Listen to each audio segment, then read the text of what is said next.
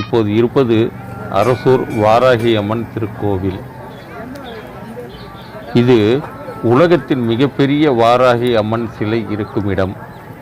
சுமார் 52 அடி உயரமான வாராகி அம்மன் சிலை இங்குதான் இருக்கிறது.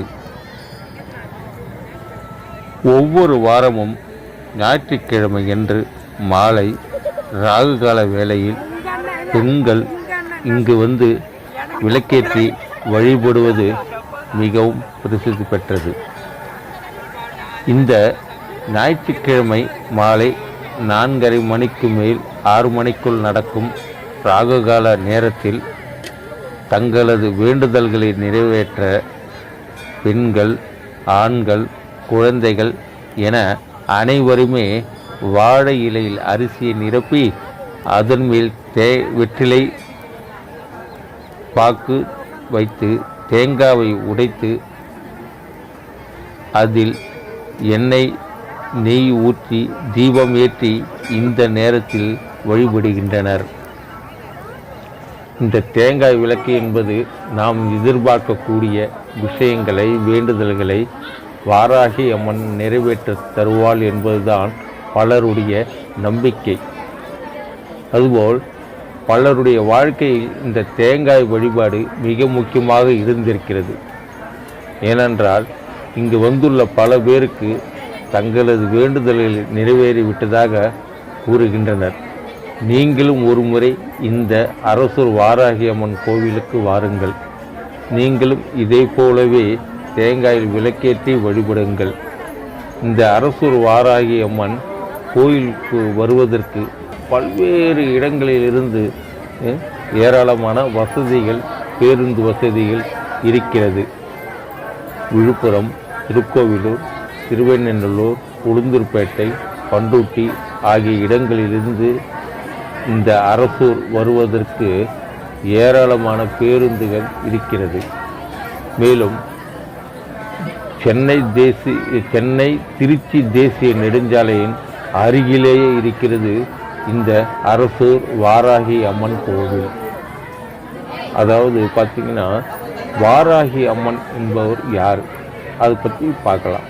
சப்த கன்னியர்களில் ஒருத்தியாக இருப்பவள்தான் வாராகி அம்மன். தெய்வீக குணமும் விலங்கின் ஆற்றலும் கொண்டவளாக இவள் இருக்கிறாள். தாயை போன்ற இரக்கமும் தயாளா குணமும் உடையவள் இந்த வாராகி. மூர்க்க குணம் உடையவளாக இருப்பதால் இவளை உக்கிர தெய்வமாக நினைக்கிறாங்க.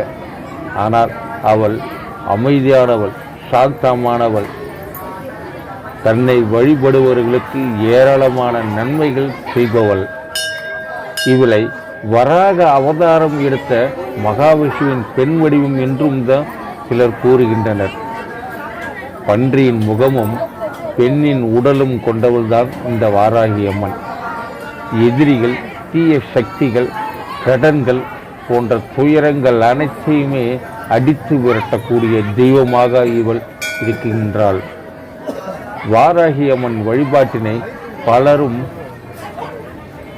வழிபடுகின்றனர். முக்கியமாக காசியில் இந்த வாராகி வழிபாடு புகழ்பெற்றது. அதே போல தஞ்சாவூர் பெரிய கோவிலில் வாராகி அம்மனுக்கு தனி சன்னதியும் உண்டு. சோழர்கள் போர்க்களத்துக்கு செல்லும் முன் இந்த வாராகி அம்மனை நினைத்து வேண்டி வழிபாடு செய்த பின்னரே போருக்கு புறப்படுவதாக கல்வெட்டுகளில் கூறுகின்றன.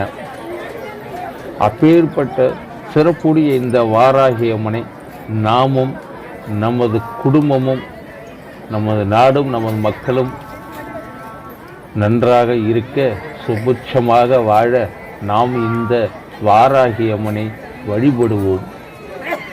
இந்த அரசூர் வாராகி அம்மன் என்பது 52 அடி உயரமான சிலை இங்குதான் இருக்கிறது. உலகிலே மிகப்பெரிய சிலை என்றும் இதை தான் கூறுகின்றார்கள். ஒவ்வொரு வாரமும் ஞாயிற்றுக்கிழமை என்று மாலை 4:30 மணிக்கு மேல் 6 மணிக்குள் ராகுகால நேரத்தில் இங்கு விளக்கேற்றி வழிபடுவது மிகவும் சிறப்பானது. எப்படி விளக்கேற்ற வேண்டும் தெரியுமா? தேங்காயில் நெய் எண்ணெய் ஊற்றி விளக்கேற்ற வேண்டும்.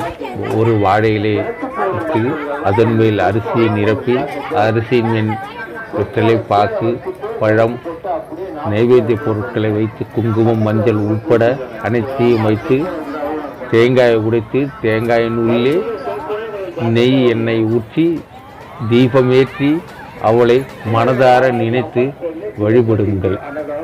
இன்றும் நல்லதே நடக்கும். வாராகி அம்மன் சொல்ல இங்கே தினசரி அன்னதானம், மதிய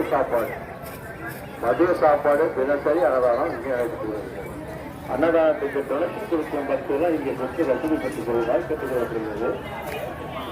அரிசி வாங்கி போடும் பக்தர்கள் வாங்கி தருவாங்க, காய்கறி வாங்கி தருவாங்க, எண்ணெய் பாக்கெட் வாங்கி தருவாங்க. என்ன சத்துக்கு தேவையோ அதை வாங்கி கொடுக்கலாம். தினசரி இங்கே அன்னதானம் நடைபெற்று அன்னதானத்துக்கு தொடர்ச்சி கொடுக்கும் பக்தர்கள் இங்கே வந்து கொடுத்து வசூல் பெற்றுக் கொள்வதால் கேட்டுக்கொள்ளப்படுகிறது.